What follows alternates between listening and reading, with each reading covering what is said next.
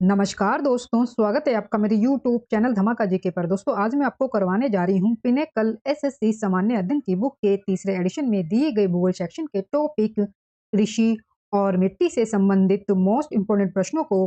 दोस्तों सभी प्रश्न आपकी प्रीवियस ईयर परीक्षाओं में पूछे गए प्रश्न हैं और आगे भी आपकी होने वाली परीक्षाओं में इनमें से प्रश्न आपसे पूछे जा सकते हैं। इसलिए आप इन प्रश्नों की वीडियो को पूरा जरूर देखें और वीडियो में दी गया कंटेंट पसंद आए तो प्लीज वीडियो को लाइक और शेयर जरूर करें और मेरे यूट्यूब चैनल धमाका जीके को सब्सक्राइब जरूर करें, जिससे आगे भी आपको मेरी एग्जाम रिलेटेड वीडियो मिलती रहे। चलिए दोस्तों वीडियो शुरू करते हैं। दोस्तों अभी तक हम भूगोल सेक्शन में कुल 60 टॉपिक में 306 प्रश्नों को हम कवर कर चुके हैं और दोस्तों ये हमारा 8वां टॉपिक है कृषि। और दोस्तों इसमें हमारे प्रश्न शुरू हो रहे हैं 307 प्रश्न से। दोस्तों हमारा प्रश्न है, राष्ट्रीय जल विज्ञान संस्थान द्वारा वर्ष 2009 के आंकड़ों के अनुसार भारत में कृषि के लिए उपयोग की जाने वाली भूमि का प्रतिशत कितना है। राष्ट्रीय जल विज्ञान संस्थान द्वारा वर्ष 2009 के आंकड़ों के अनुसार भारत में कृषि के लिए उपयोग की जाने वाली भूमि का प्रतिशत कितना है। दोस्तों आंसर इसका 51.09%। 51.09%। भारत में लगभग 51.09% भूमि खेती के अधीन है। भारत में लगभग 51.09% भूमि खेती के अधीन है, यानी कि कृषि के अधीन है। 21.81% वन के अंतर्गत और 3.92% चारागाह के अधीन है। राष्ट्रीय जल विज्ञान संस्थान 1978 से आईआईटी रुड़की उत्तराखंड में है। इसके 4 क्षेत्रीय केंद्र भी हैं दोस्तों, बेलगावी कर्नाटक में, जम्मू में और काकीनाडा आंध्र प्रदेश में और भोपाल मध्य प्रदेश में। और 2 बाढ़ प्रबंधन अध्ययन केंद्र भी हैं, वो है आपके गुवाहाटी असम में और पटना बिहार में। 308 प्रश्न दोस्तों में दिया गया है, डीडीटी हमारे पर्यावरण पर प्रतिकूल प्रभाव डालता है क्योंकि यह मधुमक्खियों जैसे लाभकारी कीड़ों को मार सकता है, यह हानिकारक कीड़ों के विकास के अनुमति दे सकता है, यह हानिकारक कीड़ों के विकास को बढ़ावा दे सकता है और यह हानिकारक कीड़ों को मार सकता है। तो दोस्तों इसका आंसर होगा ऑप्शन ए, यह मधुमक्खियों जैसे लाभकारी कीड़ों को मार सकता है। तो इसलिए ये हमारे पर्यावरण पर जो है प्रतिकूल प्रभाव जो है ये डालता है, डीडीटी। ऑप्शन होगा इसमें ऑप्शन ए, यह मधुमक्खियों जैसे लाभकारी कीड़ों को मार सकता है। DDT dichloro diphenyl trichloroethane C4H9C15 कृषि में उपयोग किया जाने वाला एक कीटनाशक है। इसका उपयोग 1940 के दशक में मलेरिया जैसी बीमारियों से लड़ने के लिए शुरू हुआ था। उच्च मात्रा में डीडीटी एक्सपोजर तंत्रिका तंत्र और यकृत के साथ समस्या पैदा कर सकता है। अमेरिका ने 1972 में इस पर प्रतिबंध लगा दिया था और दुनिया भर में इसे प्रतिबंधित कर दिया गया था। भारत ने वर्ष 2009 में विसरल लिशमेनियासिस और कीट जनित मलेरिया रोग को नियंत्रित करने के लिए इसका उत्पादन किया था वर्ष 2009 में। दोस्तों आगे हमारे प्रश्न हैं 309 प्रश्न, निम्नलिखित में से कौन सी फसल गर्म आर्द्र जलवायु वाले क्षेत्रों में सबसे अच्छी तरह से पैदा होती है और इसे लगभग 100 सेंटीमीटर की अच्छी तरह से वितरित वर्षा या सिंचाई सुविधाओं के साथ 21 डिग्री सेल्सियस से 33 डिग्री सेल्सियस के बीच तापमान की आवश्यकता होती है। दोस्तों आंसर है इसका ऑप्शन ए, चावल। ऑप्शन ए, चावल। चावल एक खरीफ फसल है। चावल एक खरीफ फसल है जिसके लिए उच्च तापमान 25 डिग्री सेल्सियस से ऊपर 100 सेंटीमीटर से अधिक वार्षिक वर्षा के साथ उच्च आर्द्रता की आवश्यकता होती है। शीर्ष 3 चावल उत्पादक राज्य पश्चिम बंगाल, यूपी और आंध्र प्रदेश हैं। शीर्ष 3 चावल उत्पादक देश है दोस्तों, चीन, भारत और इंडोनेशिया। ये दोस्तों शीर्ष 3 भारत के चावल उत्पादक राज्य हैं, जिनमें है पश्चिम बंगाल, यूपी और आंध्र प्रदेश। और शीर्ष जो 3 हैं देश हैं जो कि चावल उत्पादक हैं शीर्ष पर, वो है आपके चीन, भारत और इंडोनेशिया। 310 प्रश्न है, भारत को खेती को दी गई मुख्य विशेषताओं में आदिम जीविका कृषि की विशेषता क्या है। भारत की खेती की दी गई मुख्य विशेषताओं में आदिम जीविका कृषि की विशेषता क्या है। दोस्तों आंसर होगा इसका कर्तन और दहन। कर्तन और दहन। आदिम जीविका कृषि को स्थानांतरित खेती या फिर कर्तन और दहन खेती के रूप में भी जाना जाता है। 4 विशेषता हैं इसकी, कम पूंजी वित्त आवश्यकताएं, मिश्रित फसल, कृषि रसायनों का सीमित उपयोग जैसे कीटनाशक और उर्वरक और कच्चे पारंपरिक उपकरणों का उपयोग। निम्नलिखित में से किस फसल का वर्णन इस प्रकार किया गया है। यह एक ऐसी फसल है जिसका उपयोग भोजन और चारे दोनों के रूप में किया जाता है। यह एक खरीफ फसल है जिसे 21 डिग्री सेल्सियस से 27 डिग्री सेल्सियस के बीच तापमान की आवश्यकता होती है और जो पुरानी जलोढ़ मिट्टी में अच्छी तरह से बढ़ती है। दोस्तों आंसर होगा इसका मक्का। भारत में मक्का पारंपरिक रूप से मानसून खरीफ के मौसम में उगाया जाता है, जो उच्च तापमान 35 डिग्री सेल्सियस से ऊपर और वर्षा के साथ होता है। आंध्र प्रदेश मक्का का सर्वाधिक उत्पादन करने वाला राज्य है। तिल सबसे पुरानी स्वदेशी तिलहन फसल है। बाजरा और रागी भी खरीफ फसलें हैं। निम्नलिखित में से कौन सा कथन सही है? कौन सा या कौन सा जो कथन है वो आपको सही बताने हैं। दोस्तों आपके ऑप्शन आपके जो कथन है वो है, पहला कथन कर्नाटक भारत में कॉफी का सबसे बड़ा उत्पादक है। दूसरा दोस्तों कथन अरेबिका कॉफी की एक किस्म है। और तीसरा दोस्तों कथन शुरू में मैक्सिको से लाई गई अरेबिका किस्म का उत्पादन भारत में होता है। तो दोस्तों ऊपर दिए गए दो ऑप्शन आपके जो है वो कथन सही है। कर्नाटक भारत में कॉफी का सबसे बड़ा उत्पादक है, तो ये राइट है। अरेबिका कॉफी की एक किस्म है, ये भी राइट है। और दोस्तों तीसरा आपका सही नहीं है। ऑप्शन 1 और 2 यानी कि आपका आंसर हो जाएगा ऑप्शन डी। ब्राजील दुनिया का सबसे बड़ा कॉफी उत्पादक है। कॉफी परिवार में फूलों के पौधों का एक जीनस है रूबियासी। कॉफी को बहुत सारी मिट्टी पर उगाया जा सकता है, लेकिन आदर्श प्रकार उपजाऊ ज्वालामुखी लाल पृथ्वी या गहरे रेतीले दोमट है। कॉफी बीज को 4 प्रकारों में वर्गीकृत किया जा सकता है: अरेबिका, रोबस्टा, लिब्रिका और एक्सेलसा। एक्सेलसा। 313 प्रश्न है, झारखंड में खेती के प्राचीन रूप को कहा जाता है। दोस्तों आंसर है इसका पुरुआ। झारखंड में खेती के आदिम रूप को पुरुआ कहा जाता है। झारखंड में खेती के आदिम रूप को पुरुआ कहा जाता है। हिल खेती हिमालय में कही जाती है। दोस्तों हिमालय में जो है ये कही जाती है, हिमालय में। और कुमारी खेती पश्चिमी घाट में, वलरे राजस्थान में, झूमिंग असम में, मेघालय मिजोरम और नागालैंड में। असम, मेघालय, मिजोरम और नागालैंड में दोस्तों झूमिंग जो है वो कृषि की जाती है। पामलू मणिपुर में, दीपा बस्तर छत्तीसगढ़ और अंडमान और निकोबार द्वीप समूह में, बेवर या दहिया मध्य प्रदेश में, पोंडू या पेंडा आंध्र प्रदेश में, पामाडाबी या कोमन या ब्रिंगा उड़ीसा में। पामाडाबी या कोमन या ब्रिंगा ये उड़ीसा में जो है ये खेती के रूप है। अगला प्रश्न है, भारत में स्लैश एंड बर्न कृषि को कुरुवा के रूप में कहा जाना जाता है। आंसर दोस्तों इसका झारखंड राज्य में। झारखंड में कुरुवा नामक स्लैश एंड बर्न कृषि जो है वो की जाती है। खिल खेती हिमालयन बेल्ट में, कुमारी खेती पश्चिमी घाट में, पामाडाबी या कोमन या ब्रिंगा उड़ीसा में जो है ये खेती के प्रचलित रूप है। 315 प्रश्न दोस्तों, विभाजन के दौरान भारत का डैश उत्पादक एक बड़ा भूभाग पाकिस्तान के हिस्से में चला गया। दोस्तों आंसर है इसका कपास। कपास भारत की सबसे महत्वपूर्ण फाइबर और नकदी फसलों में से एक है। गुजरात प्रमुख कपास उत्पादक राज्य है। गुजरात प्रमुख कपास उत्पादक राज्य है, जिसके बाद महाराष्ट्र है। Bombay spinning and weaving company 7 जुलाई 1854 को बॉम्बे भारत में स्थापित होने वाली पहली कपास मिल थी। सोयाबीन का सबसे बड़ा उत्पादक राज्य मध्य प्रदेश है। कर्नाटक सूरजमुखी का सबसे बड़ा उत्पादक है। पश्चिम बंगाल भारत में जूट का सबसे बड़ा उत्पादक है। अगला प्रश्न है, निम्नलिखित में से कौन मध्य और दक्षिणी भारत के अर्ध शुष्क क्षेत्रों की मुख्य खाद्य फसल है। आंसर दोस्तों इसका ज्वार।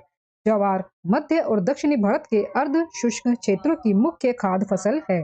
ज्वार मुख्य रूप से प्रायद्वीपीय और मध्य भारत में केंद्रित है। कर्नाटक सबसे ज्यादा मक्का उत्पादक है। राजस्थान भारत में बाजरे की सबसे अधिक उपज वाला राज्य है। कर्नाटक देश में रागी का प्रमुख उत्पादक है। इसके बाद तमिलनाडु, उत्तराखंड, महाराष्ट्र और आंध्र प्रदेश का स्थान है। 317 प्रश्न है, निम्नलिखित में से किसने कैरा जिला सहकारी दुग्ध उत्पादन संघ लिमिटेड को श्वेत क्रांति की शुरुआत करते हुए उनके काम का विस्तार करने में मदद की। वर्गीज कुरियन ने। दोस्तों आंसर इसका वर्गीज कुरियन ने। वर्गीज कुरियन ने Kaira district cooperative milk producers union limited को श्वेत क्रांति की शुरुआत करते हुए अपने काम का विस्तार करने में मदद की। वह एक सामाजिक उद्यमी थे जिनके अरब लीटर विचार ऑपरेशन फ्लड ने डेयरी फार्मिंग को भारत का सबसे बड़ा आत्मनिर्भर उद्योग बना दिया। निम्नलिखित में से कौन उत्तर में खरीफ की फसल और दक्षिण में भारत में रबी की फसल है। निम्नलिखित में से कौन उत्तर में खरीफ की फसल और दक्षिण भारत में रबी की फसल है। आंसर दोस्तों इसका तिल। तिल उत्तर में खरीफ की फसल और दक्षिण भारत में रबी की फसल है। कपास, मूंगफली, मक्का और चावल खरीफ फसलों के उदाहरण हैं। जो चना, मटर और गेहूं रबी फसलों के उदाहरण हैं। निम्नलिखित में से कौन सी एक प्रसिद्ध किस्म की कॉफी है जो शुरू में यमन से भारत लाई गई थी। दोस्तों आंसर इसका अरेबिका। अरेबिका कॉफी की एक प्रसिद्ध किस्म है जिसे शुरू में यमन से भारत लाया गया था। अरेबिका कॉफी की एक प्रसिद्ध किस्म है जिसे शुरू में यमन से भारत लाया गया था। यह कर्नाटक, कोडागु, चिकमंगलूर और हसन, केरल, मालाबार क्षेत्र और तमिलनाडु, नीलगिरी जिला, येरकौड और कोडाईकनाल की पहाड़ियों में उगाया जाता है। निम्नलिखित में से कौन रोपण फसल की श्रेणी में आता है? कॉफी। कॉफी बगान फसल की श्रेणी में आती है। कॉफी बगान फसल की श्रेणी में आती है। वृक्षारोपण फसल शब्द से तात्पर्य उन फसलों से है जो एक व्यक्ति या कंपनी के स्वामित्व और प्रबंधन के निकटवर्ती क्षेत्रों में व्यापक पैमाने पर उगाई जाती है। फसलों में चाय, कॉफी, रबर, कोको, नारियल, सुपारी, ताड़ का तेल, पल्मायरा और काजू शामिल है। 321 प्रश्न है, निम्नलिखित में से कौन सा विकल्प गलत तरीके से जोड़ा गया है? निम्नलिखित में से कौन सा विकल्प गलत तरीके से जोड़ा गया है? दोस्तों आंसर होगा इसका अमरूद तेलंगाना। ये दोस्तों गलत में दिया गया है, जोड़ा गया है। भारत में प्रमुख अमरूद उत्पादक राज्यों में है महाराष्ट्र अग्रणी। दोस्तों महाराष्ट्र है इसमें अग्रणी अमरूद उत्पादक में। बिहार, आंध्र प्रदेश, उत्तर प्रदेश, राजस्थान, कर्नाटक, गुजरात और उत्तर प्रदेश, तमिलनाडु शामिल है। वैज्ञानिक नाम है दोस्तों अमरूद का साइडियम गुजावा। साइडियम गुजावा। 322 प्रश्न है, डैश आम तौर पर सुविधा के उद्देश्यों के लिए अलग अलग पेड़ों को स्थापित करने और प्रबंधित करने का एक अभ्यास है अर्बोरी कल्चर। दोस्तों आंसर होगा इसका अर्बोरी कल्चर। अर्बोरी कल्चर आमतौर पर सुविधा के उद्देश्यों के लिए अलग अलग पेड़ों को स्थापित करने और प्रबंधित करने की एक प्रथा है। सिल्वीकल्चर वनों की वृद्धि, संरचना और गुणवत्ता को नियंत्रित करने की प्रथा है जिससे मूल्यों और जरूरतों को पूरा किया जा सके। विशेष रूप से इमारती लकड़ी का उत्पादन, विटिकल्चर अंगूर की खेती और कटाई है। विटिकल्चर अंगूर की खेती और कटाई है। फ्लोरिकल्चर फूलों की खेती और फूलों और सजावटी पौधों की खेती है। अगला प्रश्न है, निम्नलिखित में से किस प्रकार की भूमि पर सीढ़ीदार खेती की जाती है? आंसर दोस्तों इसका पहाड़ी। टेरेस फार्मिंग आमतौर पर पहाड़ी क्षेत्रों में की जाती है। इसे स्टे फार्मिंग यानी कि सोपान खेती के नाम से भी जाना जाता है। पहाड़ी ढलानों पर सीढ़ियां बहते पानी की गति को धीमा कर देती हैं और इस बहते पानी का उपयोग सिंचाई के लिए किया जाता है। अगला प्रश्न दोस्तों, काजू उगाने के लिए कौन सी मिट्टी सबसे उपयुक्त है? आंसर दोस्तों इसका लाल लेटेराइट मिट्टी। तमिलनाडु, आंध्र प्रदेश और केरल में लाल लेटेराइट मिट्टी काजू के लिए सबसे उपयुक्त है। काली मिट्टी कपास, गन्ना, तंबाकू, गेहूं, बाजरा और तिलहन जैसी फसलों को उगाने के लिए आदर्श है काली मिट्टी। इसे रेगुर मिट्टी के नाम से भी जाना जाता है। काली मिट्टी दक्कन ट्रैप क्षेत्र में पाई जाती है क्योंकि इस क्षेत्र का निर्माण ज्वालामुखी विस्फोट से उत्पन्न लावा के जमाव के कारण हुआ है। अगला प्रश्न है, निम्नलिखित में से कौन सा राज्य सूरजमुखी की खेती में अग्रणी है? कर्नाटक राज्य। कर्नाटक 3.04 लाख टन के उत्पादन के साथ देश में सूरजमुखी का प्रमुख और बड़ा उत्पादक है। विभिन्न फसलों के प्रमुख उत्पादक हैं। कॉफी में कर्नाटक, चाय में असम, कपास में गुजरात और महाराष्ट्र में कपास मिलों की जो सबसे बड़ी जो है ये संख्या है। महाराष्ट्र में कपास जो मिले हैं दोस्तों इसकी सबसे बड़ी संख्या है। बाजरा, जवार, बाजरा, मोती, ज्वार, रागी, बाजरा इन सब में दोस्तों ये राजस्थान राज्य है। जवार हो, बाजरा हो, रागी हो, ये इन सब में जो है ये स्थान है राजस्थान राज्य का, ये अग्रणी है इसमें। बाकी गन्ने में है दोस्तों उत्तर प्रदेश, जूट में है पश्चिम बंगाल, चावल में है पश्चिम बंगाल। भारत का चावल का कटोरा दोस्तों आंध्र प्रदेश को कहा जाता है। भारत का चावल का कटोरा आंध्र प्रदेश को कहा जाता है। गेहूं में दोस्तों उत्तर प्रदेश जो है अग्रणी राज्य है। इस प्रकार की खेती को स्लैश एंड बर्न कृषि कहा जाता है। आंसर दोस्तों इसका आदिम निर्वाह खेती को आदिम निर्वाह खेती का एक रूप है जिसे स्लैश एंड बर्न कृषि कहा जाता है। जिसे स्लैश एंड बर्न कृषि कहा जाता है। स्लैश एंड बर्न कृषि खेती की एक विधि जिसमें जंगलों को जला दिया जाता है और रोपण के लिए साफ किया जाता है। स्लैश एंड बर्न कृषि का उपयोग अक्सर दुनिया के विभिन्न हिस्सों में उष्णकटिबंधीय जंगल की जड़ फसल किसानों द्वारा और दक्षिण पूर्व एशिया के पहाड़ी देश के सूखे चावल की खेती करने वालों के द्वारा किया जाता है। निम्नलिखित में से कौन तिलहन की एक किस्म है? आंसर दोस्तों इसका तारामीरा। तारामीरा। तारामीरा उत्तर पश्चिमी भारत के सूखे क्षेत्रों की एक महत्वपूर्ण तिलहन फसल है। तेल सीधे नहीं खाया जाता है, हालांकि इसे सरसों के तेल के साथ मिलाया जाता है। हालांकि इसे सरसों के तेल के साथ मिलाया जाता है ताकि बाद की तीखापन को बढ़ाया जा सके। अरेबिका, रोबस्टा और कम आम लाइबेरिका एक्सेलेसा 4 मुख्य प्रकार की कॉफी बीन्स है। अगला प्रश्न है, निम्नलिखित में से कौन सा कारक कृषि भूमि की उर्वरता के नुकसान के लिए जिम्मेदार नहीं है। निम्नलिखित में से कौन सा कारक कृषि भूमि की उर्वरता के नुकसान के लिए जिम्मेदार नहीं है? दोस्तों आंसर है इसका मिट्टी की उच्च कटनीय विनिमय क्षमता। मिट्टी की उच्च कटनीय विनिमय क्षमता कृषि भूमि की उर्वरता के नुकसान के लिए मृदा कारकों की उच्च विनिमय क्षमता जिम्मेदार नहीं है। सभी प्रजनन हानि के लिए देश के विभिन्न क्षेत्रों में विभिन्न कारण है।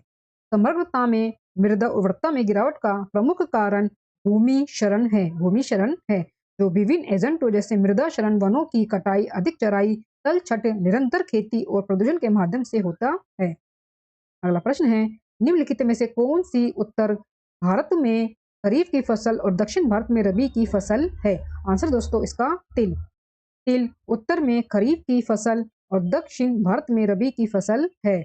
सर्दियों के मौसम में नवंबर से अप्रैल तक उगाई जाने वाली फसलें रबी फसल कहलाती हैं। रबी की कुछ महत्वपूर्ण फसलें हैं गेहूं, जौ, मटर, चना और सरसों। खरीफ फसलें वे फसलें हैं जो देश के विभिन्न हिस्सों में मानसून के आगमन के साथ उगाई जाती हैं।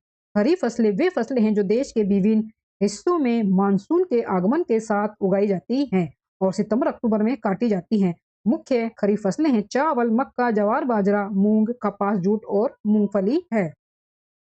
निम्नलिखित में से कौन सी फसल भारत के दक्षिण राज्यों में वर्ष भर उगाई जाती है? निम्नलिखित में से कौन सी फसल भारत के दक्षिणी राज्यों में वर्ष भर उगाई जाती है? आंसर दोस्तों इसका चावल। चावल भारत के दक्षिण राज्यों में साल भर उगाया जाता है। चावल भारत के दक्षिण के राज्यों में साल भर उगाया जाता है। भारत दुनिया में चावल का दूसरा सबसे बड़ा उत्पादक और दुनिया में चावल का सबसे बड़ा निर्यातक है। दुनिया में चावल का सबसे बड़ा निर्यातक है हमारा भारत देश। दोस्तों वीडियो में दिए गए कंटेंट पसंद आ रहा हो तो प्लीज वीडियो को लाइक और शेयर जरूर करें और मेरे यूट्यूब चैनल धमाका जीके को सब्सक्राइब जरूर करें, जिससे आगे भी आपको मेरी एग्जाम रिलेटेड वीडियो मिलते रहे। चलिए दोस्तों आगे बढ़ते हैं 331वें प्रश्न की तरफ। भारत के किस राज्य में सिंचाई के तहत सबसे अधिक फसल भूमि का प्रतिशत है? भारत के किस राज्य में सिंचाई के तहत सबसे अधिक फसली भूमि का प्रतिशत है? पंजाब राज्य में। सिंचित भूमि के मामले में पंजाब देश के राज्यों और केंद्र शासित प्रदेशों में 98.8% फसल भूमि के साथ सबसे आगे है पंजाब राज्य। आगे प्रश्न दोस्तों, पंजाब, हरियाणा, राजस्थान तथा तमिलनाडु राज्यों में डैश जल उपयोगिता बहुत ज्यादा है? आंसर है दोस्तों इसका भूमि। पंजाब, हरियाणा, राजस्थान और तमिलनाडु राज्यों में भूजल का उपयोग बहुत अधिक है। इसके पीछे कारण यह है कि ये राज्य उन्नत कृषि राज्य हैं और जल उपयोग में कृषि क्षेत्र की हिस्सेदारी किसी भी अन्य क्षेत्रों की तुलना में बहुत अधिक है। एक नीति जिसमें एक व्यक्ति के स्वामित्व में आने वाली भूमि के अधिकतम आकार को निर्धारित करना शामिल है, डैश कहलाती है? दोस्तों आंसर है इसका भूमि सीलिंग। भूमि सीलिंग। जिस नीति में किसी व्यक्ति के स्वामित्व वाली भूमि का अधिकतम आकार तय करना शामिल है उसे लैंड सीलिंग कहा जाता है। भूमि की सीमा को भूमि जोत की अधिकतम सीमा तय करने की प्रक्रिया के रूप में भी परिभाषित किया जा सकता है, जो एक व्यक्ति के पास हो सकता है। शहरी भूमि सीमा भारत में एक कानून था जिसे 1976 में पारित किया गया था। शहरी भूमि सीमा भारत में कानून था जिसे 1976 में पारित किया गया था। 334वां दोस्तों में प्रश्न दिया गया है, निम्नलिखित में से कौन सी फसल खरीफ फसल का एक उदाहरण है? आंसर दोस्तों इसका कपास। खरीफ फसलें मानसून के मौसम में उगाई जाने वाली फसलें हैं। खरीफ फसलों में चावल, मक्का, ज्वार, बाजरा, अरहर, सोयाबीन, मूंगफली, कपास आदि शामिल है। निम्नलिखित में से कौन सा राज्य भारत में दालों का सबसे बड़ा उत्पादक है? निम्नलिखित में से कौन सा राज्य भारत में दालों का सबसे बड़ा उत्पादक है? दोस्तों आंसर है इसका मध्य प्रदेश। मध्य प्रदेश भारत का सबसे बड़ा दलहन उत्पादक राज्य है। मध्य प्रदेश भारत का सबसे बड़ा दलहन उत्पादक राज्य है, जो देश के कुल दलहन उत्पादन का 23% हिस्सा है। मध्य प्रदेश के बाद उत्तर प्रदेश 18%, महाराष्ट्र 14%, राजस्थान 11% और आंध्र प्रदेश में 9% जो है दलहन उत्पादन होता है। निम्नलिखित में से कौन सा एक प्राकृतिक फाइबर नहीं है? निम्नलिखित में से कौन सा एक प्राकृतिक फाइबर नहीं है? आंसर है दोस्तों इसका टेरिलीन। टेरिलीन एक सिंथेटिक पॉलिएस्टर फाइबर या फैब्रिक है जो टेरेफ्थैलिक एसिड पर आधारित है। टेरिलीन एक सिंथेटिक पॉलिएस्टर फाइबर या फैब्रिक है जो टेरेफ्लेथिक एसिड पर आधारित है जो हल्केपन और क्रीज प्रतिरोध की विशेषता है और कपड़ों, चादरों, रस्सियों, पालों के लिए उपयोग किया जाता है। सामान्य प्राकृतिक पादप साम्राज्य से प्राप्त रेशे कपास, सन, भांग, बांस, सिसाल, जूट है। उनका मुख्य घटक सेल्यूलोज है। जानवरों से लोकप्रिय रेशे ऊन, रेशम, अंगोरा, मुहायर है। ये जानवरों से दोस्तों प्राप्त किए जाते हैं रेशे, जिनमें है आपका ऊन, रेशम, अंगोरा और मुहायर। भारत में खरीफ का मौसम काफी हद तक डैश के साथ मेल खाता है। भारत में खरीफ का मौसम काफी हद तक डैश के साथ मेल खाता है। दोस्तों आंसर है इसका दक्षिण पश्चिमी मानसून। दक्षिण पश्चिमी मानसून। भारत में खरीफ का मौसम दक्षिण पश्चिमी मानसून के साथ मेल खाता है। भारत में खरीफ का फसल का जो मौसम है दोस्तों वो दक्षिण पश्चिमी मानसून के साथ मेल खाता है। खरीफ मौसम के तहत उगाई जाने वाली फसलें चावल, ज्वार, अरहर आदि है।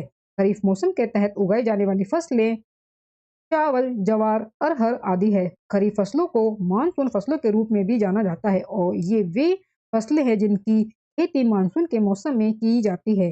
खरीफ का मौसम देश के हर राज्य में अलग होता है। खरीफ का मौसम देश के हर राज्य में अलग होता है लेकिन आमतौर पर जून से सितंबर तक होता है। दोस्तों आगे हमारे पास टॉपिक नंबर 9 मिट्टी। और दोस्तों मिट्टी में हमारा प्रश्न शुरू हो रहे 338वें प्रश्न से। भारत के उत्तरी मैदान जलोढ़ मिट्टी से बने हैं, वे किन तीन नदियों के परस्पर क्रिया से बनते हैं? भारत के उत्तरी मैदान जलोढ़ मिट्टी से बने हैं, वे किन तीन नदियों के परस्पर क्रिया से बनते हैं? दोस्तों आंसर इसका सिंधु, गंगा, ब्रह्मपुत्र। सिंधु, गंगा और ब्रह्मपुत्र। जलोढ़ मिट्टी धरण में समृद्ध है। जलोढ़ मिट्टी धरण में समृद्ध है क्योंकि वे हिमालय के तीन महत्वपूर्ण नदियों सिंधु नदी, गंगा और ब्रह्मपुत्र नदी द्वारा जमा की जाती हैं। वे भारत के पूर्वी तटीय मैदानों में पाए जाते हैं, विशेष रूप से महानदी, गोदावरी नदी, कृष्णा नदी और कावेरी नदियों के डेल्टा में पाए जाते हैं। ऊपरी और मध्य गंगा के मैदानों खादर और भांगर में दो अलग अलग प्रकार की जलोढ़ मिट्टी विकसित हुई है। 339वां प्रश्न दोस्तों, मिट्टी की संरचना को गंभीर नुकसान होने से पहले एक मिट्टी जिस भार का सामना कर सकती है उसे आप क्या कहते हैं? दोस्तों आंसर इसका वहन क्षमता। वहन क्षमता बियरिंग कैपेसिटी मिट्टी की क्षमता है जो ऊपर की जमीन पर लगाए गए भार का समर्थन करती है। वहन क्षमता मिट्टी की क्षमता है जो ऊपर की जमीन पर लगाए गए भार का समर्थन करती है। मृदा जलधारिता की नमी या पानी की मात्रा है जो अतिरिक्त पानी के निकल जाने के बाद मिट्टी में जमा हो जाती है और नीचे की ओर बढ़ने की दर कम हो जाती है। स्थूल घनत्व को उनके द्वारा व्याप्त कुल मात्रा से विभाजित सामग्री के कई कणों के द्रव्यमान के रूप में परिभाषित किया जाता है। उभय प्रतिरोधन क्षमता से तात्पर्य है एसिड या बेस की मात्रा से है जो एक बड़ी मात्रा में पीएच परिवर्तन से पहले एक बफर भी असर कर सकता है। 340वां प्रश्न है दोस्तों, दक्कन के पठार के पूर्वी और दक्षिणी भाग में कम वर्षा वाले क्षेत्रों में क्रिस्टलीय आग्नेय चट्टानों पर डैश विकसित होता है? आंसर दोस्तों इसका लाल मिट्टी। लाल मिट्टी। दक्कन के पठार के पूर्वी और दक्षिणी भाग में कम वर्षा वाले क्षेत्रों में क्रिस्टलीय आग्नेय चट्टानों पर लाल मिट्टी विकसित होती है। काली मिट्टी ट्रैप लावा के संजात हैं और ज्यादातर दक्कन लावा पठार और मालवा पठार में फैली हुई है। इन मिट्टी को रेगर और काली कपास मिट्टी कहा जाता है। जलोढ़ मिट्टी भारत गंगा के मैदान में पाई जाती है। जलोढ़ मिट्टी भारत गंगा के मैदान में पाई जाती है। शुष्क मिट्टी रेगिस्तानी या अर्ध रेगिस्तानी क्षेत्रों की मिट्टी है और रंग लाल से भूरे रंग में भिन्न होती है। अगला प्रश्न है, निम्नलिखित में से कौन सा काजू की वृद्धि के लिए अन्य की तुलना में अधिक उपयुक्त है? निम्नलिखित में से कौन सा काजू की वृद्धि के लिए अन्य की तुलना में अधिक उपयुक्त है? आंसर है दोस्तों इसका लाल लेटेराइट मिट्टी। काजू की वृद्धि के लिए लाल लेटेराइट मिट्टी अन्य की तुलना में अधिक उपयुक्त होती है। काजू की वृद्धि के लिए लाल लेटेराइट मिट्टी अन्य की तुलना में अधिक उपयुक्त होती है। लेटेराइट मिट्टी का रंग थोड़ा लाल और बजरी या लाल बालू पत्थर अधिक होने के कारण होता है। काली मिट्टी पर उगाई जाने वाली कुछ प्रमुख फसलें कपास, गेहूं, ज्वार, अलसी, वर्जीनिया, तंबाकू, अरंडी, सूरजमुखी और बाजरा है। जलोढ़ मिट्टी सतही जल द्वारा जमा की गई मिट्टी है। जलोढ़ मिट्टी सतही जल द्वारा जमा की गई मिट्टी है। जलोढ़ मिट्टी में चावल गेहूं उगाए जाते हैं। शुष्क मिट्टी में घुलनशील लवणों की पर्याप्त मात्रा होती है। 342वां प्रश्न है, काली मिट्टी के बारे में निम्नलिखित में से कौन सा कथन गलत है? काली मिट्टी के बारे में निम्नलिखित में से कौन सा कथन गलत है? दोस्तों हमें कथन दिए गए हैं, यह दक्कन जाल के साथ पाया जाता है। यह दक्कन जाल के साथ पाया जाता है। दूसरा कथन है, इसमें नमी धारण करने की अच्छी क्षमता होती है। तीसरा दोस्तों कथन है, इससे गर्म मौसम में जो है गहरी दरारें पड़ जाती है। गर्म मौसम में जो है इसमें गहरी दरारें पड़ जाती है। इसमें फास्फोरस की मात्रा अधिक होती है। तो दोस्तों काली मिट्टी के बारे में आपको सही कथन की गलत कथन की जो है वो पहचान करनी है। तो दोस्तों इसमें जो गलत कथन होगा वो इसमें ऑप्शन डी होगा। इसमें फास्फोरस की जो मात्रा है वो अधिक होती है। तो ये ऑप्शन जो है काली मिट्टी के बारे में गलत दिया गया है। काली मिट्टी कैल्शियम कार्बोनेट, मैग्नीशियम, पोटास और चूने से भरपूर होती है, ना कि फास्फोरस से। दोस्तों इसमें फास्फोरस दिया गया था आपको कथन में, तो फास्फोरस से भरपूर नहीं होती है वो इन सबसे जो है भरपूर होती है।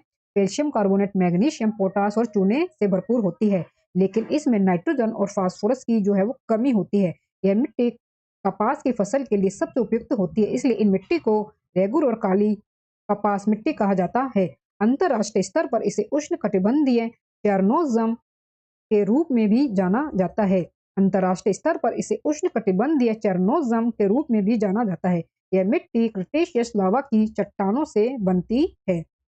343वां प्रश्न है, मिट्टी के किस भाग में ह्यूमस होता है? मिट्टी के किस भाग में ह्यूमस होता है? दोस्तों आंसर है इसका ए क्षितिज।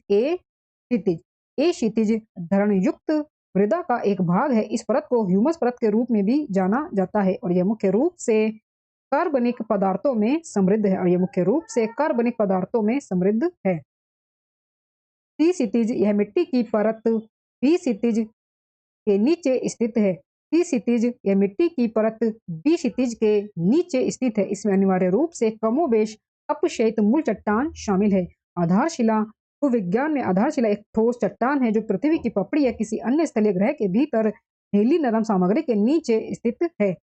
और बी क्षितिज आम तौर पर एक खनिज उपसतह क्षितिज है। बी क्षितिज आमतौर पर एक खनिज उपसतह क्षितिज है और संचय का एक क्षेत्र है जिसे रोशनी कहा जाता है। 344वां प्रश्न है, कौन सी मिट्टी उत्तरी मैदानों और नदी घाटियों में फैली हुई है और भारत के कुल क्षेत्रफल का लगभग 40% है? जलोढ़ मिट्टी। आंसर दोस्तों इसका जलोढ़ मिट्टी उत्तरी मैदानों और नदी घाटियों में फैली हुई है। जलोढ़ मिट्टी उत्तरी मैदानों और नदी घाटियों में फैली हुई और भारत के कुल क्षेत्रफल का लगभग 40% है। मुख्य रूप से गुजरात, पंजाब, हरियाणा, यूपी, बिहार, झारखंड आदि के मैदानी इलाकों में ये पाई जाती है जलोढ़ मिट्टी और यह पोटाश और लाइम में समृद्ध है। 345वां प्रश्न दोस्तों में दिया गया है, मृदा संरक्षण की निम्नलिखित में से कौन सी प्रक्रिया मल्चिंग कहलाती है? मृदा संरक्षण की निम्नलिखित में से कौन सी प्रक्रिया मल्चिंग कहलाती है? दोस्तों में दिए गए हैं, समोच्च के साथ बाधाओं को बनाने के लिए पत्थरों, घास और मिट्टी का उपयोग किया जाता है। पौधों के बीच की खाली जमीन पुआल जैसे कार्बनिक पदार्थों की एक परत से ढकी होती है। और सी हमें दिया गया है, मिट्टी को बारिश से धोने से बचाने के लिए विभिन्न फसलें वैकल्पिक पंक्तियों में उगाई जाती है। और दोस्तों में डी दिया गया है, पानी के प्रवाह को धीमा करने के लिए चट्टानों को ढेर कर दिया जाता है। दोस्तों इसका आंसर होगा ऑप्शन डी, पौधों के बीच की खाली जमीन पुआल जैसे कार्बनिक पदार्थों की एक परत से ढकी होती है। दोस्तों यह है मल्चिंग। मिट्टी संरक्षण के जो संबंधित है वो है आपकी मल्चिंग, यही होती है। पौधों के बीच की खाली जमीन पुआल जैसे कार्बनिक पदार्थों की एक परत से ढकी होती है। पौधों के बीच की खाली जमीन पुआल जैसे कार्बनिक पदार्थों की एक परत से ढकी होती है। मृदा संरक्षण की इस प्रक्रिया को मल्चिंग कहते हैं। ढकने के लिए प्रयुक्त सामग्री मल्च कहलाती है। ढकने के लिए प्रयुक्त सामग्री मल्च कहलाती है। व्यावसायिक रूप से महत्वपूर्ण फसलों, फलों के पेड़, सब्जियां, फूल, नर्सरी के पौधे आदि की खेती करते समय आमतौर पर मल्चिंग का अभ्यास किया जाता है। 346वां दोस्तों में प्रश्न दिया गया है, भारत का संपूर्ण उत्तरी मैदान किससे बना है? भारत का संपूर्ण उत्तरी मैदान किससे बना है? दोस्तों आंसर है इसका जलोढ़ मिट्टी से। भारत का पूरा उत्तरी मैदान जलोढ़ मिट्टी से बना है। जलोढ़ मिट्टी भारत गंगा के मैदानों, पंजाब, हरियाणा, उत्तर प्रदेश, बिहार, पश्चिम बंगाल, असम, गुजरात के क्षेत्रों में पाई जाती है। अगला प्रश्न है, निम्नलिखित में से कौन सी मृदा संरक्षण की एक वृद्धि है? निम्नलिखित में से कौन सी मृदा संरक्षण की एक वृद्धि है? दोस्तों आंसर है इसका मल्चिंग। मल्चिंग मृदा संरक्षण की एक वृद्धि है। मृदा संरक्षण अभ्यास संरक्षण जुताई, कंटूर खेती, पट्टी फसल, विंड ब्रेक, फसल रोटेशन, कवर फसल, बफर स्ट्रिप, घास जल मार्ग। ये दोस्तों मृदा संरक्षण के जो हैं दोस्तों ये अभ्यास है। 348वां प्रश्न है, डैश हिमनदों की मिट्टी और अन्य सामग्री के मोटे निक्षेप हैं जो मोराइन से जुड़े हुए हैं। दोस्तों आंसर है इसका करेवा। करेवा हिमाच्छादित मिट्टी और मोराइन से जुड़ी अन्य सामग्री के मोटे निक्षेप है। करेवा हिमाच्छादित मिट्टी और मोराइन से जुड़ी अन्य सामग्री के मोटे निक्षेप हैं। करेवा कश्मीर की घाटी में और जम्मू और कश्मीर के जम्मू संभाग के भद्रवाह घाटी में लैक्स्ट्रीन अवक्षेप एक झील में अवक्षेप है। ये समतल शीर्ष वाले टीले हैं जो कश्मीर घाटी को चारों ओर से घेरे हुए हैं।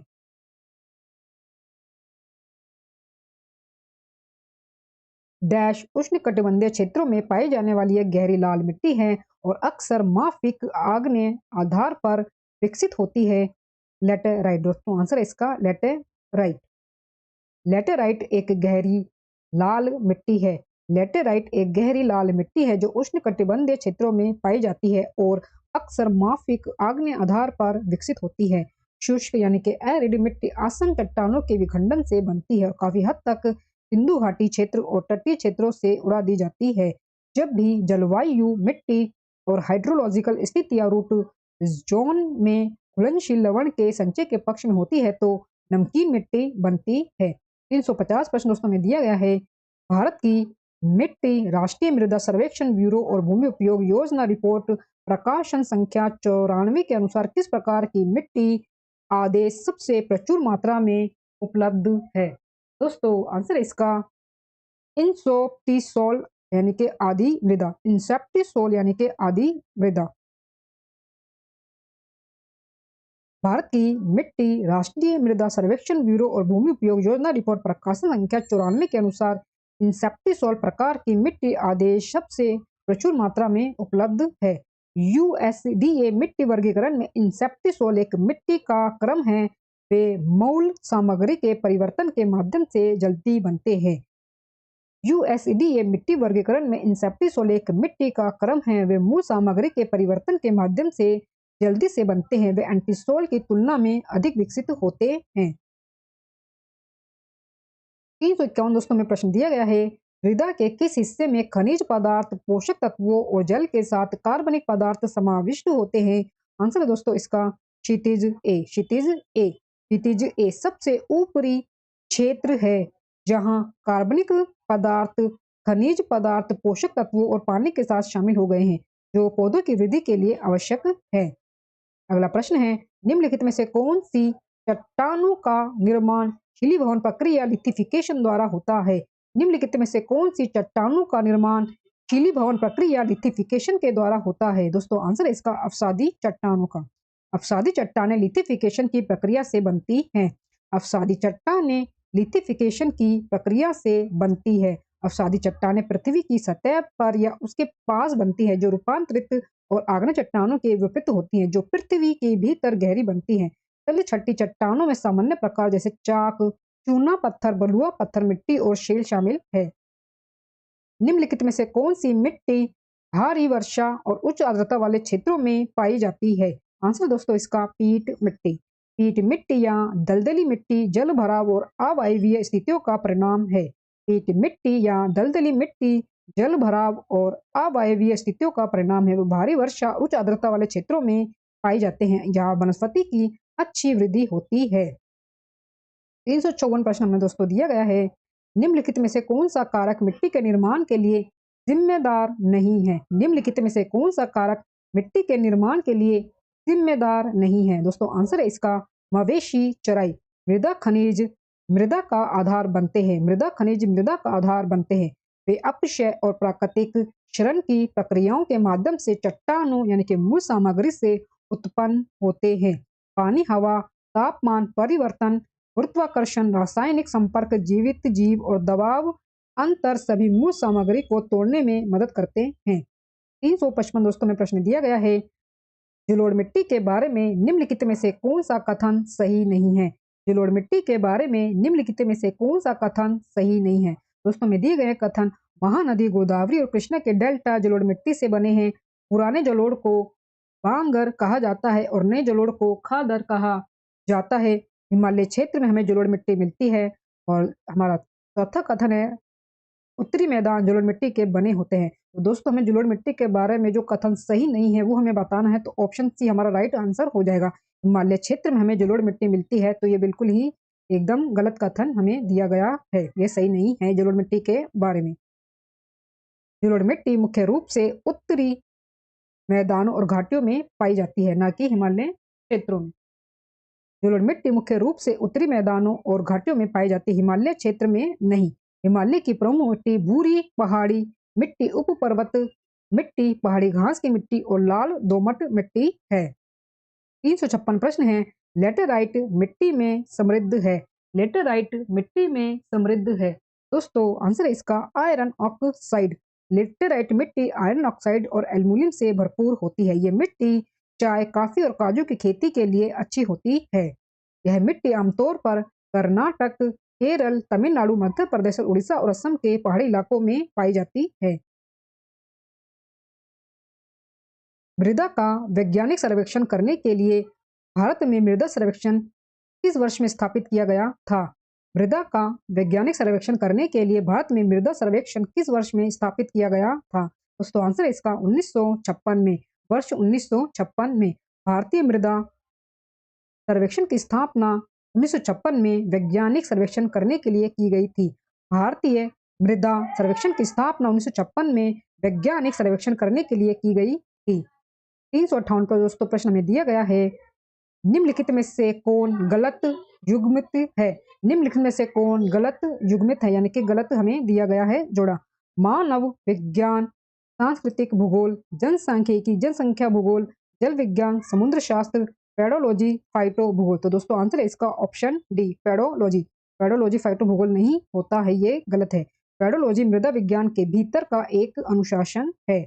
पेडोलॉजी मृदा विज्ञान के भीतर का एक अनुशासन है, यानी कि पेडोलॉजी जो है दोस्तों मिट्टी से संबंधित अध्ययन है, जो मिट्टी के गठन, विकास और सैद्धांतिक ढांचे को समझने और चित्रित करने पर केंद्रित है, जिसके माध्यम से हम अक्सर प्राकृतिक पर्यावरण के संदर्भ में मिट्टी की प्रकृति को समझते हैं। दोस्तों ये हमारा अंतिम प्रश्न है, 359वां प्रश्न। रॉबर्ट के खेतों में रेतीली मिट्टी है, उसके खेत में आदर्श रूप से कौन सी फसल उगाई जा सकती है?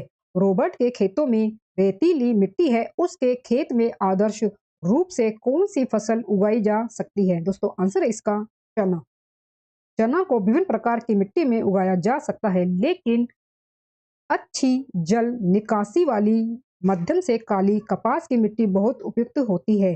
चना को विभिन्न प्रकार की मिट्टी में उगाया जा सकता है, लेकिन अच्छी जल निकासी वाली मध्यम से काली कपास की मिट्टी बहुत उपयुक्त होती है। इसे हल्की जलोढ़ मिट्टी में भी उगाया जा सकता है, जो कार्बनिक पदार्थों से भरपूर होती है, जो कार्बनिक पदार्थों से भरपूर होती है। मकई को समृद्ध, नम, अच्छी तरह से सूखा रेतीली मिट्टी की आवश्यकता होती है। मकई को समृद्ध, नम, अच्छी तरह से सूखा रेतीली मिट्टी की आवश्यकता होती है। गोभी की वृद्धि के लिए एक अच्छी जल निकासी वाली बलुई दोमट से चिकनी दोमट मिट्टी आदर्श होती है। मिट्टी दोमट अच्छी संरचना और मध्यम जल धारण क्षमता वाली मिट्टी गेहूं की खेती के लिए आदर्श होती है। दोस्तों इसी अंतिम प्रश्न के साथ भूगोल सेक्शन के टॉपिक कृषि और मिट्टी में दिए गए मोस्ट इंपोर्टेंट प्रश्न हमारे पूरे होते हैं। दोस्तों वीडियो में दिए गए कंटेंट पसंद आया हो तो प्लीज वीडियो को लाइक और शेयर जरूर करें और मेरे यूट्यूब चैनल धमाका जीके को सब्सक्राइब जरूर करें, इससे आगे भी आपको मेरी एग्जाम रिलेटेड वीडियो मिलते रहे। दोस्तों मिलते हैं नेक्स्ट वीडियो में टॉपिक के साथ, तब तक के लिए धन्यवाद।